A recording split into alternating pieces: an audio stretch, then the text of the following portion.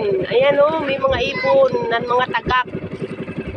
Sabi pa, pag itim ng tagak at pagputi ng uwak. Ikaw magkuha pa. Ayan, lumipad na ang ibon. Ayan na. Ayan po, tirahan ng... Ayan, madumi. Ayan, daming ibon. Lumipad na sila. O, ayan, lumipad na po ang mga ibon. Ayan. Lumipad na sila. Yung iba na kahapon, ayan na po. Lumipad na sila. Lumipad na sila. Ayan.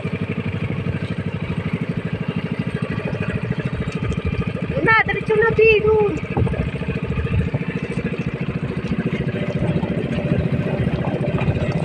Kanito.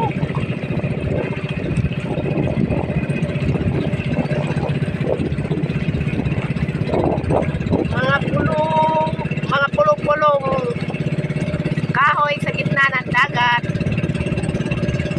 Ito lang po yan matatagpuan sa Isla Pulir